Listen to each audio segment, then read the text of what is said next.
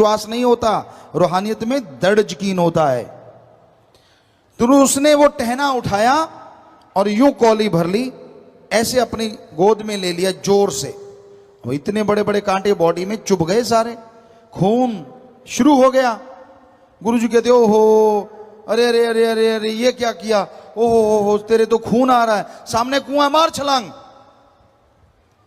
अब यहां अकल की दखल देने वाले होते, फिर कहते यार गुरु तो वाकई पागल हो गया, पहले तो कांटे चुभा दिए, पहले नहीं दिखता था गुरु को कि कांटे उठाएंगे वो तो शरीर में चुभेंगे, और अब अनजान बन के कह रहे हैं ओहो ये तो खून निकल आया, भाई मार कुएं में छलांग।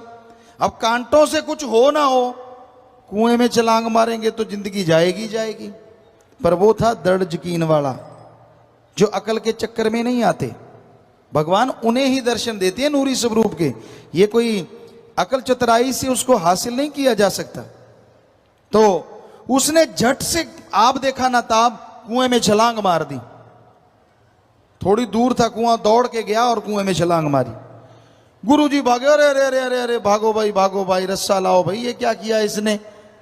सारे जो ज्यादा पढ़ के कट जाते हैं, कई ऐसे भी होते हैं, वो कहते हैं यार ये गुरु को आज क्या हो गया, इसका पुर्जा हिल गया क्या।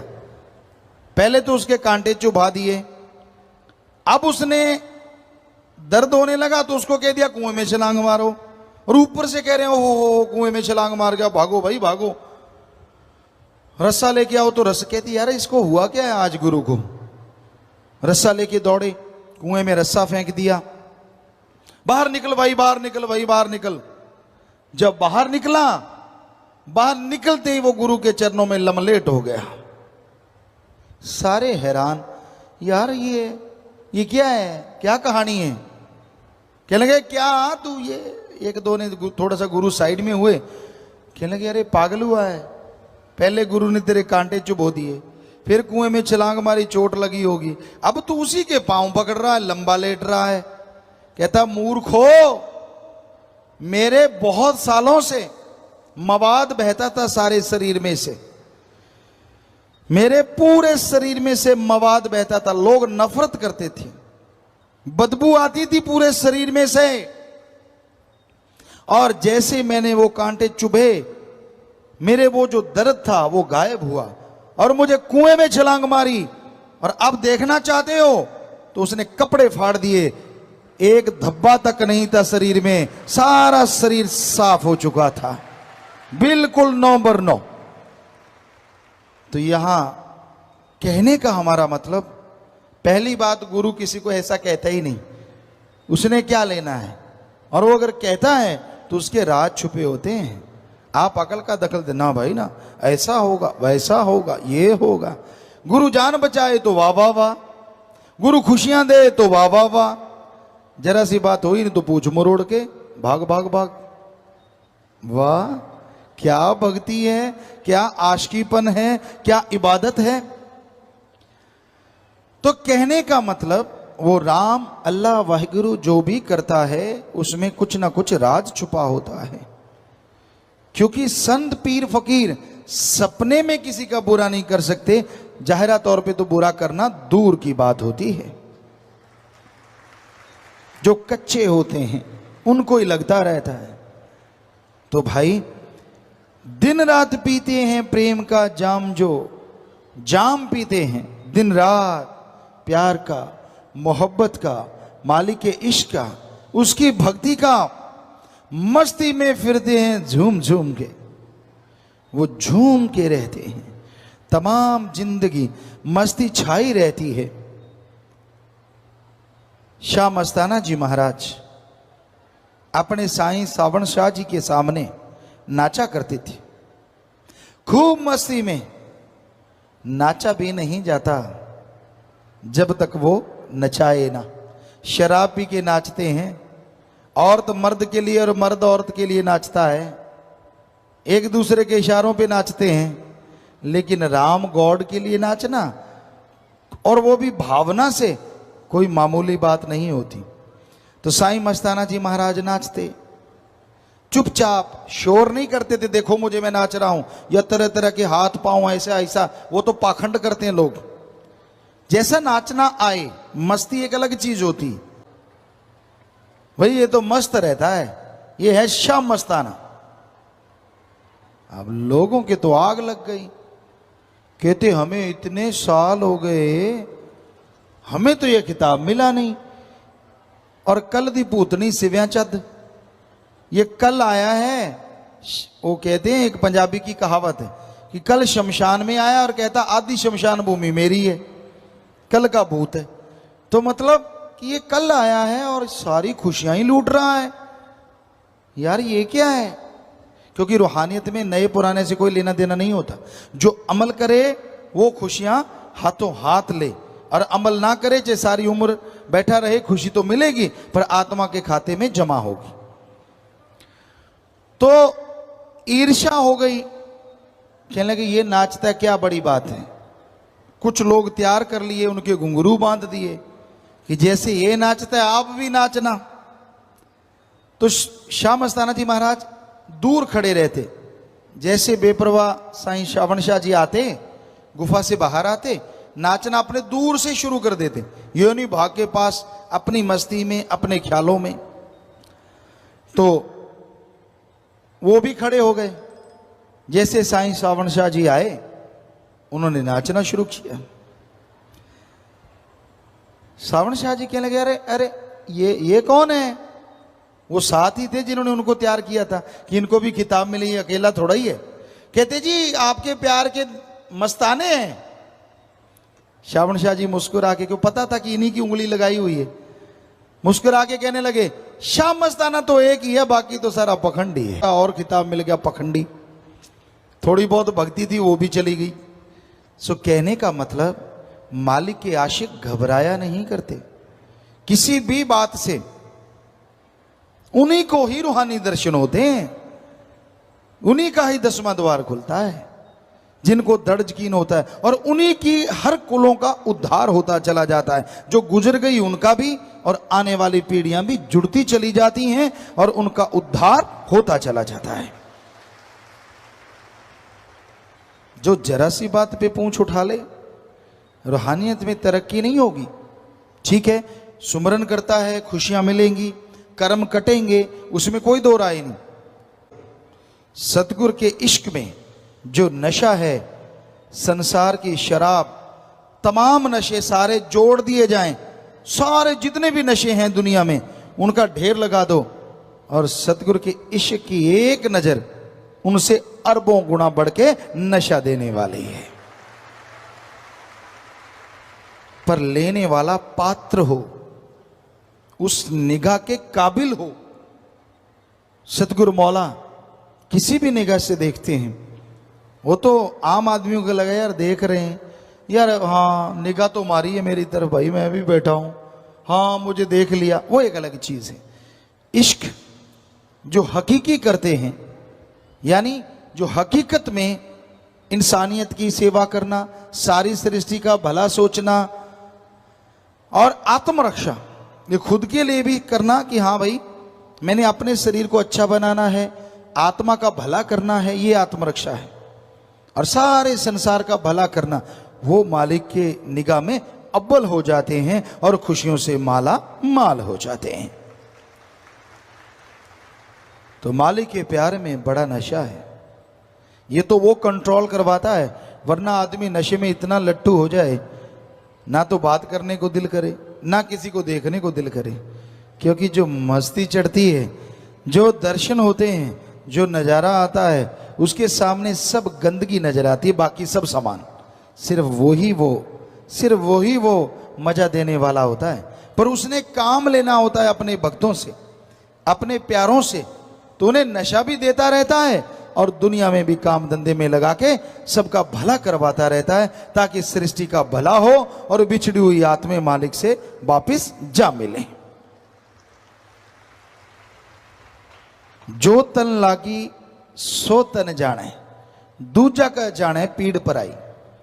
जो तन लागी, जिसको भगवान का, राम का प्यार लग जाता है ना, वो जानता है प्रभु प्रेम में क्या नशा है, क्या लज्जत है, क्या खुशियां हैं, कैसे बेवजह के गम दुख दर्द चिंताएं पल में उड़ जाती हैं, कैसे कैसे मालिक के रहमो करम का वो हकदार बन के दुनिया के हर अच्छे नेक कामों में सफलता हासिल करता है, और कैसे परमानंद की प्राप्ति होती है और हमेशा अंदर सुरूर और चेहरे पे नूर छाया रहता है। मालिक के प्यार में चलना डरपोकों का काम नहीं है, क्योंकि मालिक के प्यार में चलते समय बहुत हैं रोकने वाले।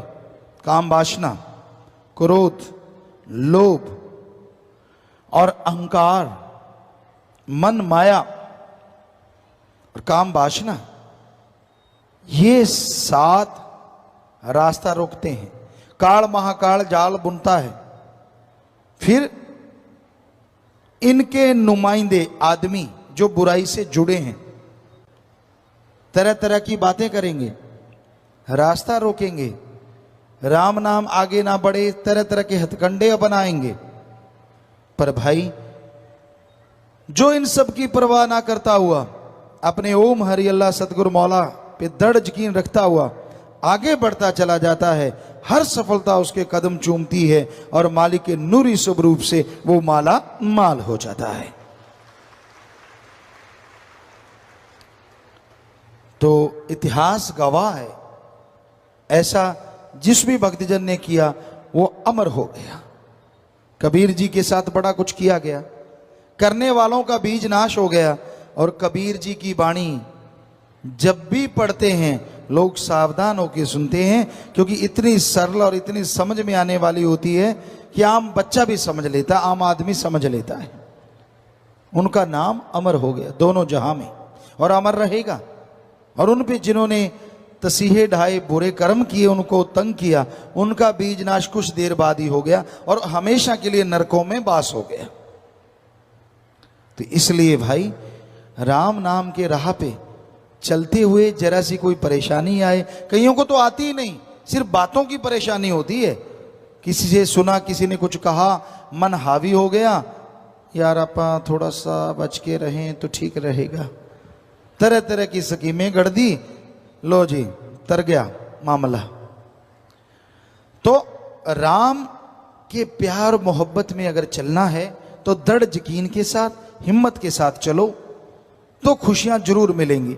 सुनते हैं नाम अनहद झनकार, जो चल रही लहरें हैं रोम रोम के। उनको अपने रोम रोम में जो दृढ़ यकीन रखते हैं, मालिक से प्यार करते हैं, रोम रोम में ऐसी तरंगे चलती हुई नजर आती हैं जिसकी तुलना किसी से नहीं हो सकती। पर उसका नशा अलग ही है, अलग ही मजा है। आज आप सब घूम रहे हैं स्वाद के लिए भी और मन माया के लिए भी। किसी को जीभा का स्वाद खाने पीने की, कोई बताएगा थोड़े कि मैं खाने पीने के लिए जी रहा हूं, पर खाए पिए बिना गाड़ी भी तो नहीं चलती। हम रोकते नहीं खाने पीने से। किसी को मीठा पसंद, किसी को नमकीन, किसी को कुछ, किसी को कुछ, और या फिर इंद्रियों का भोग विलास, दो ही चीजें रह जाती हैं। आज सारी दुनिया इसी के आधार पे, या फिर काम वासना, क्रोध, लोभ, मोह, अहंकार, मन, माया, इन 7 के लिए जीवन जी रहे हैं सारे के सारे। और हम आपको गारंटी देते हैं ये स्वाद, ये लज्जत जीवा की, इंद्रियों के भोग विलास की क्षणिक है, कुछ देर के लिए। और जो भी दुनिया में आपको स्वाद पसंद है, अगर आप प्रभु से प्रेम करें, प्रभु का नाम जपें, इससे अरबों खरबों गुना बढ़ के आपको स्वाद आएगा और परमानेंट रहेगा। बस एक बार आने की देर है। इंसान की तकदीर, इंसान की किस्मत, इंसान के साथ होती है, लेकिन इंसान ही है जो अपनी किस्मत को, अपनी तकदीर को बदल सकता है।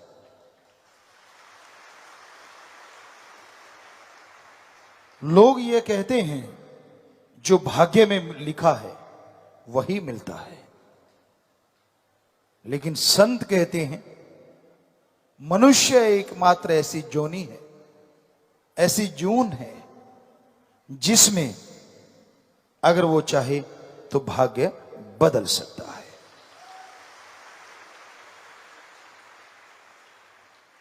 उसके लिए कर्मठता, उसके लिए कर्मयोगी और ज्ञान योगी होना बहुत जरूरी है। आप कर्म करें और ईश्वर की भक्ति इबादत करें, उस मालिक के नाम के साथ साथ अच्छे कर्म करो, कड़ा परिश्रम करो, शारीरिक मेहनत या दिमागी मेहनत जो लगातार करते हैं, साथ में प्रभु परमात्मा का नाम जपते रहते हैं, हो ही नहीं सकता उससे अंदर बाहर किसी चीज की कमी आ जाए।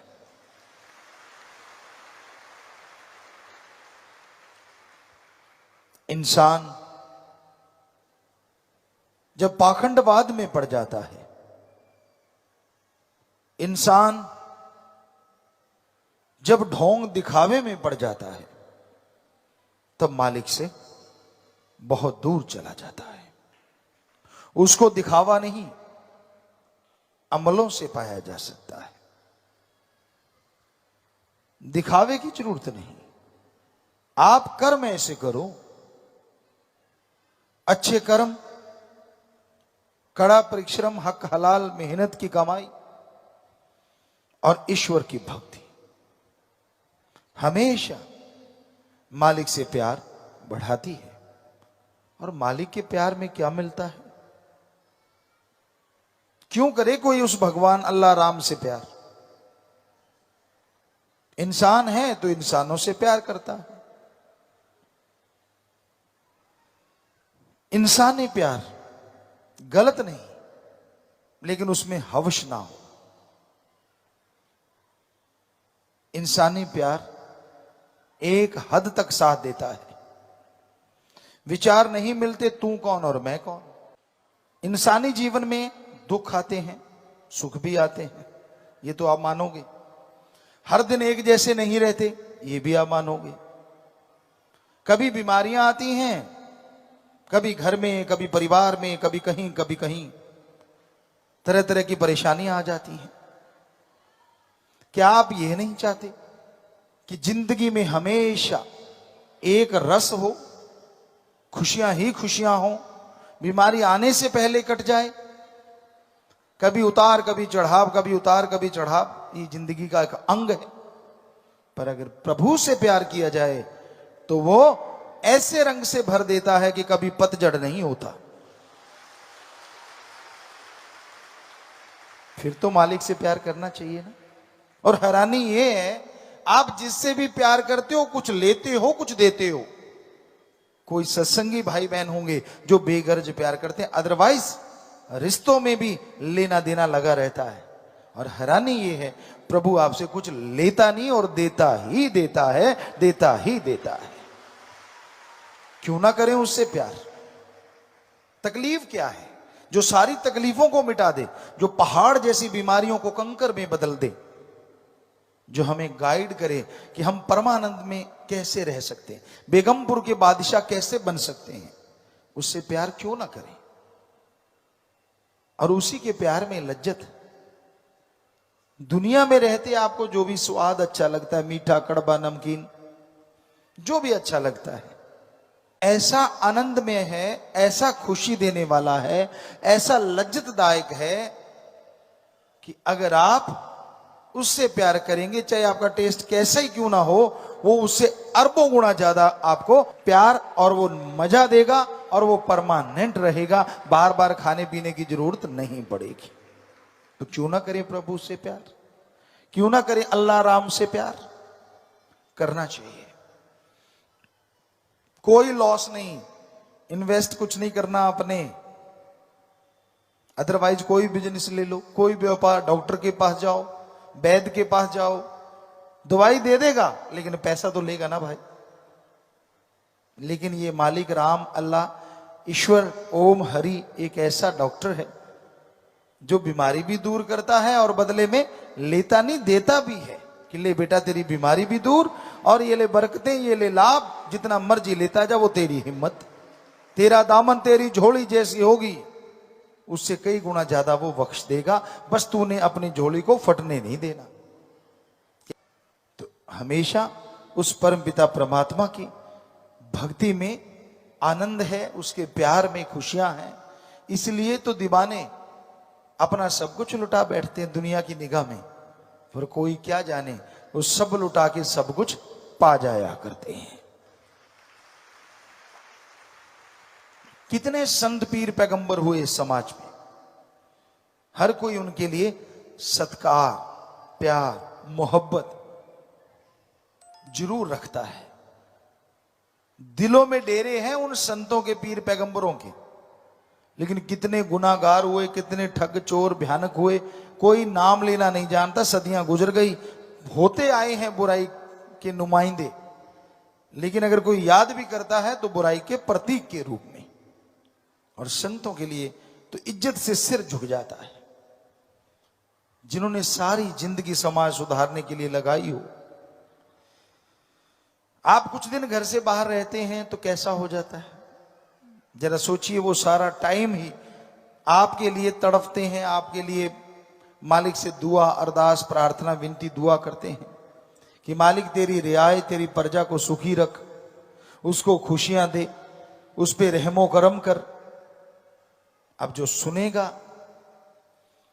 तो वो मालिक सुनता है और उनके अंदर वाणी आती है, शब्द आते हैं। आज की भाषा में कहें, कुछ भी भाषण कह लीजिए, सॉन्ग कह लीजिए, कविता कह लीजिए, उनके अंदर उतरती है और वो धड़ाधड़ बोलते चले जाते हैं। उनको तुकबंदी की जरूरत नहीं पड़ती, मालिक अपने आप तुकबंदी करता चला जाता है। तो क्यों नहीं होगी इज्जत उनके लिए? क्यों? क्या गुनाह किया उन्होंने? आदमी गुनाहगार हो सकता है, उनके पवित्र ग्रंथों को पढ़ के देखो, किसी भी धर्म के पवित्र ग्रंथ ले लो। संत पीर पैगंबर ना गलत थे, ना गलत हैं, और ना उनकी वाणी कभी गलत होगी। वो कभी किसी को गलत गाइड कर ही नहीं सकते। वो तो अच्छे कर्म करने की प्रेरणा देते हैं, सच के राह पे चलने की शिक्षा देते हैं। हाँ, इंसान का दिमाग शैतानी, मन जब हावी हो जाए तो वो उन्हीं वचनों को तोड़ मरोड़ के पेश करता है और इंसान को गुनाहगार बना देते हैं। तो ये पाप कर, ये पाप नहीं होता, ये तो भक्ति है, ये कर्म कर। अरे हर धर्म के पहले शब्द हैं रहम, रहम, रहम। ये पहले अल्फाज है। रहमाने रहीम, कुछ भी ले लीजिए, किसी भी धर्म को ले लीजिए, दया रहम की भावना सब धर्मों में भरी है। अब जरा सोचिए, आप पशु को मारो, आदमी को मारते हो, गलत काम करते हो, कैसे मालिक खुश होगा और कैसे स्वर्ग जन्नत इंसान को नसीब होगा जब वहां लिखा रहम करो, आप बेरहम हो जाते हैं। तो ये शिक्षा देने वाले ही तोड़ मरोड़ के संत पीर पैगंबरों के वचनों की बेअदबी भी करते हैं, वरना उन्होंने तो एक ही बात सिखाई है, बेगर्ज मोहब्बत करो, निस्वार्थ प्यार करो, तो मालिक अल्लाह राम जरूर मिलेगा। लोग वहां बैठे बैठे उकता जाते हैं, यार कब ये समाप्त होगा और कब प्रसाद मिले और हम चलते बने। सबकी निगाह प्रसाद में ज्यादा होती है, पढ़ने वाला क्या गा रहा है, क्या बोल रहा है, उसकी तरफ किसी का ध्यान ही नहीं होता। तो क्योंकि समझ कुछ नहीं आती, और पढ़ने वाले को भी होता निपटा दूं, बस निपटा दूं, बस निपटा दूं। उसको कोई मतलब नहीं सामने वाले को समझ आए ना आए, उसने तो अपनी ड्यूटी बजानी है, अपना काम निकाला और चल भाई। तो ये अजीबोगरीब मंजर इस कलयुग में आश्चर्य की बात नहीं है, ऐसे आम बात है। आश्चर्य की बात है यहां बैठो और आपको राम की बात समझ आने लगे, वो आश्चर्य है, क्योंकि यही सच्चा सत्संग होता है। लोग सुन के जल्दी अमल कर लेते हैं और खुशियों से माला माल हो जाते हैं। आज अगर कोई राग गाने लग जाओ, जो पुराने राग थे, बहुत सारे राग थे, बहुत धर्मों में पाए जाते हैं, उन राग के बारे में लिखा हुआ आज किसी को आता नहीं। पौड़ी गवारे की फला फला, अब आजकल किसी के पल्ले ही नहीं पड़ेगा वो कौन सा राग था। तो इस तरह के राग जो लिखे जा चुके हैं, जो आज के बच्चे जानते नहीं उनका नाम, कैसे गा लेंगे? और गा भी लेंगे तो आंखें खोल के देखेंगे तो चंद लोग बैठे होंगे, सारे खिसक जाएंगे। एक सज्जन ऐसा ही कोई राग सुनाने लगा, उसको लगा मैं सुना के छोड़ूंगा। सच्ची बात है, ये बहुत पहले की बात है, अब तो जमाना बहुत बदल गया, तब भी ऐसा हुआ था।